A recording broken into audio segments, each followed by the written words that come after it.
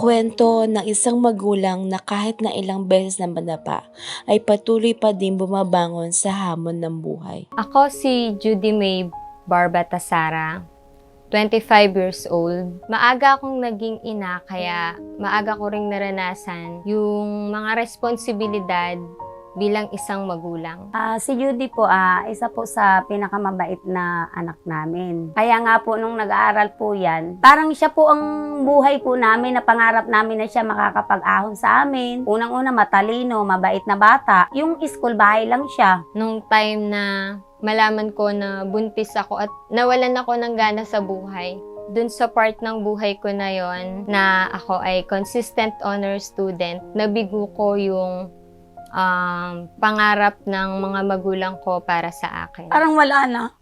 Kasi kumbaga parang siya na lang, sa sobrang hirap ng buhay, parang siya lang pag-asa talaga namin makaahon kami. Matapos kong manganak, ginusto kong tuparin ulit yung pangarap na gusto ng mga magulang ko para sa akin. Nag-enroll po siya sa Baliwag. Ulit kami, parang nabuhayan kami ulit. Kahit na sabihin mo may mga anak na siya, makatapos lang siya, maligaya na kami.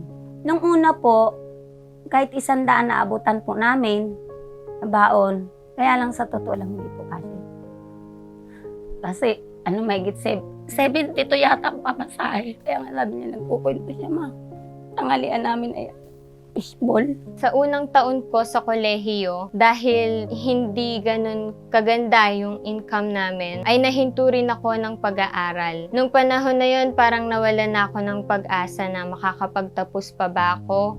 Inisip ko na lang na magtrabaho na lang ako at punan ko na lang yung pangangailangan ng mga anak ko. Nagtinda ako sa iba't ibang lugar ng mga sari-sari, merong pagkain, may gamit. Nag-live selling din ako kung saan natutugunan ko yung pangangailangan hindi lang ng mga anak ko kundi para na rin sa mga pangangailangan ko sa eskwelahan. Ako po si Roland Tasara na asawa ni Judy. Si Judy po ay masikaso po sa amin. Alam po niya kung paano alagaan yung mga bata kahit nag-aaral siya. Pinagsasabay po niya. Ang asawa ko, hindi naman ganun kalaki yung income niya at hindi rin sumasapat kung minsan. Pero binibigyan ako ng Diyos ng pagkakataon at gumagamit siya ng mga tao na instrumento para matugunan yung pangangailangan namin. Sa loob ng 4 na taon ng pagtsatsaga at pagtitiis at nung panahon na yon, hindi ko inakala na mapapasama ako sa Latin Honor.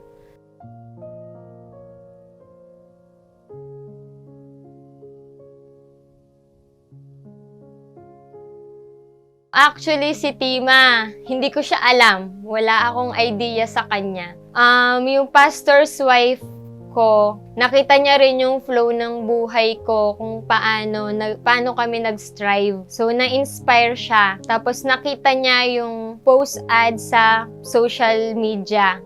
At doon minention niya yung pangalan ko na sabi niya, sali ka dito, sabi niya sa akin. Hindi ko naisip na mapapasama talaga ako. Magulang na nanalig sa Diyos at hindi nawalan ng pag-asa sa hamon ng buhay at sinikap na maabot ang pangarap para mas mabigyan ng magandang kinabukasan ang mga anak.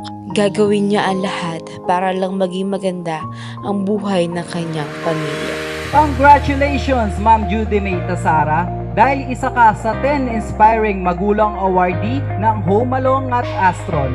Deserve nyo ang mga regalo na ito dahil sa nakaka-inspire nyo ang kwento.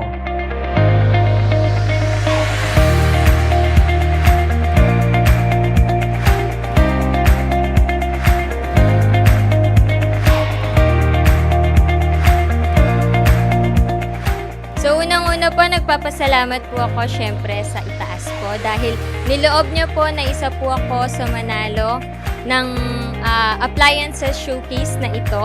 Nagpapasalamat din po ako syempre po sa aking mga magulang na nakaalalay. Ganon din po sa aking asawa na patuloy pong sinusuportahan ako sa lahat po ng desisyon ko para sa akin at sa aking pamilya. So maraming salamat po, Home Along at Astron Philippines.